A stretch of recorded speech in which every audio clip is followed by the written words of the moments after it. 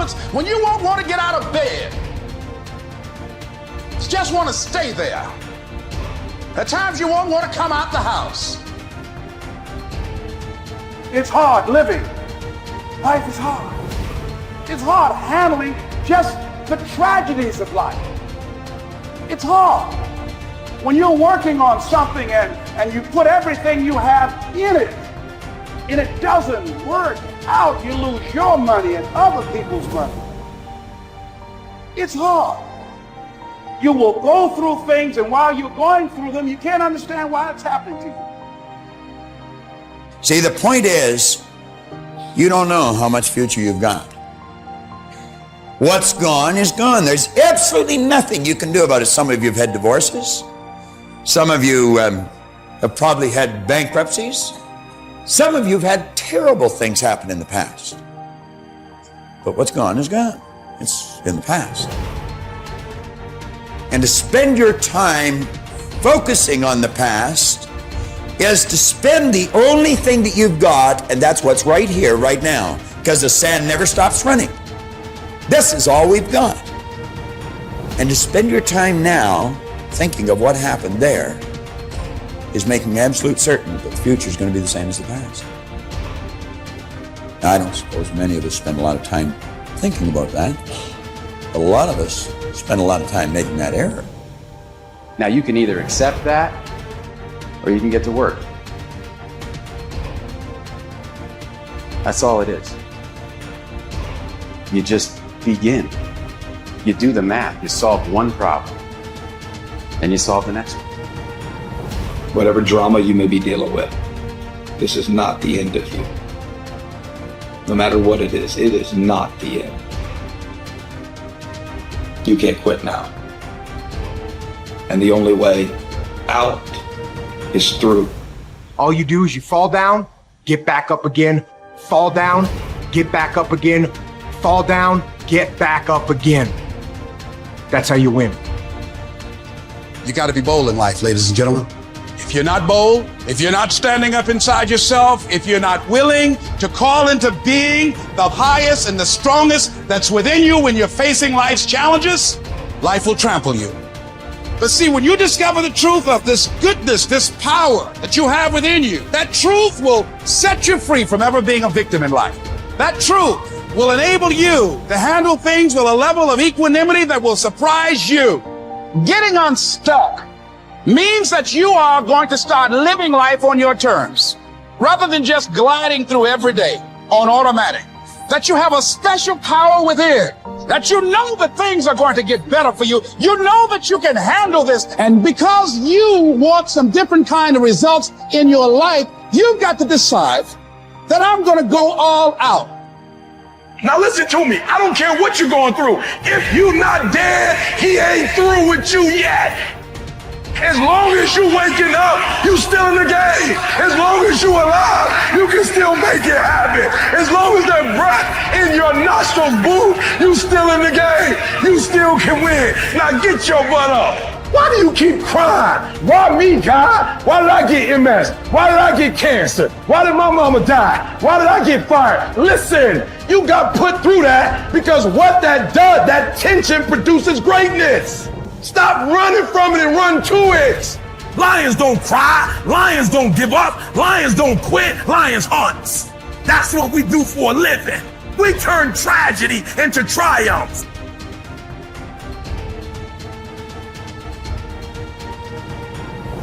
You'll never obtain any substantial measure of material wealth if you insist upon living your life as if you are looking back through your rearview mirror on your automobile. Nevertheless, it seems to be a very common error which many people have turned into a habit. Let the dead bury the dead. Let it go. I don't care how bad it was, let it go. 5 years from now, 10 years from now, when you look back in retrospect at that terrible thing that's happened, you're going to find it was probably one of the best things that ever happened to you. Advancement of all kinds is preceded by a crisis. The greater the crisis, the greater the opportunity for advancement. Or you could put it another way. You could say, out of all confusion comes order, a higher degree of order than that which existed prior to the confusion. Because you see, the confusion was a learning state. Remember, I was pointing out that business is fun. It really is. I see business as a game. It's a game we're playing, and we play to win. And when we're winning, we're having fun. And when we're losing, we're learning. Let's treat both of the experiences exactly the same. They're learning experiences. Now we say, remember the old adage which says, let the dead bury the dead. Stop looking back on your life and worrying about the things which have already occurred and which you can no longer alter. That's like trying to change the time you got out of bed this morning. You're never going to be able to do it. That stands for eternity. You cannot go back and change it, since you cannot let it go. Pursuing that kind of mental activity will never lead to anything worthwhile, any worthwhile accomplishment in your life. You should understand, moreover, that all accomplishments in your life, you should understand, moreover, that all of the great achievers of the past have been visionary figures. They did with their life what, like Scott was saying, he does with his music. He heard it in here. They see their life in here. They're building visions of a great future. We've got a vision of a great company. We've already got a great company. We want a better one. We serve a lot of people. We want to serve more. And as we do, we receive greater rewards. And because we receive greater rewards, we become more comfortable, more creative, and we can provide more service. It's a beautiful cycle that we're in. Looking into the past is a self-doom fulfilling cycle. You just keep getting it worse, worse, worse. We've all done it, so we know what it's like.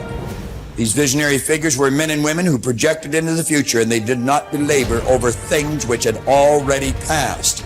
They thought of what could be rather than what already was, and then they moved themselves into action to bring these things into fruition. If there were tips for success, everybody would have been successful. There are no tips for success.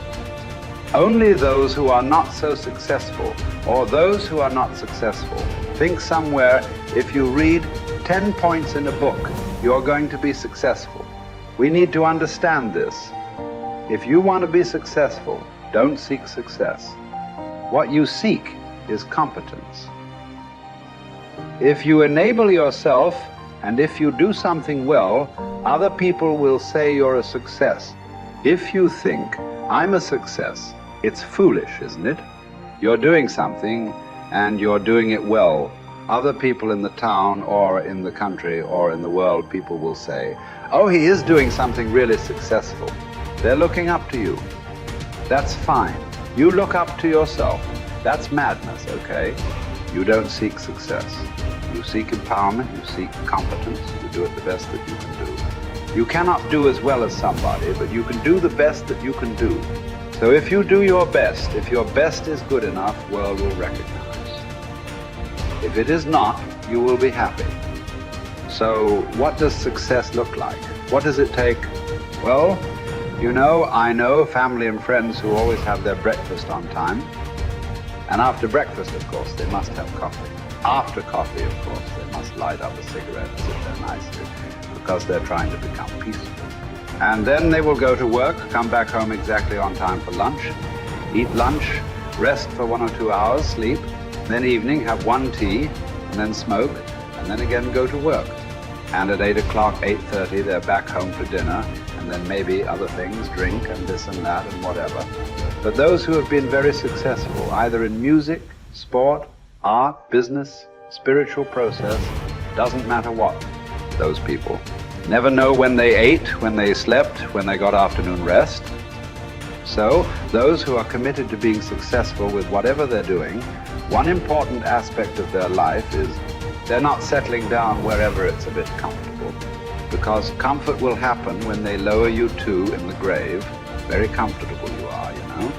Right now it's about ensuring that there is profoundness of experience and there is impactfulness of activity, because if they had given you a limitless amount of time, you could do all those things. Nothing wrong, I'm not against them. But they gave you such little time with such tremendous potential of being human. That's the problem. For every one of you, your life is precious, isn't it? It's a precious life. If something is precious, where do you want to invest this life? Because what you call as my life is just a certain amount of time and energy, isn't it? As you sit here, your life is ticking away, or no? What is ticking away is not time. What is ticking away is your life. So this energy that you call as my life, how are you going to invest it? Because if you're doing something truly worthwhile, it gets over before you know what happened. Only if you're doing something worthless, it feels like a long life. Have you noticed this? On a particular day when you're very happy, 24 hours, poof. It went off like that, like a moment. You are miserable, 24 hours feels like 10 years. Have you not noticed this? So, only miserable people will have a long life. Joyful people, life goes away like that as if it's a couple of days. It passes away like that if you are creating what you really care to create. So, one thing that every young person should do is, without the influence of the peers of your own age group, without the influence of your professors and your parents, without any kind of influence, somewhere you must stay by yourself at least for 2-3 days and look at it. What is it that I want to invest this precious life into? What is it that will be worthwhile today and worthwhile after 50 years for me to invest myself into? You invest your life into that, whatever it is, however small, big, it doesn't matter. If you see that this is something truly worthwhile and you invest your life in that, this will be a life of fulfillment.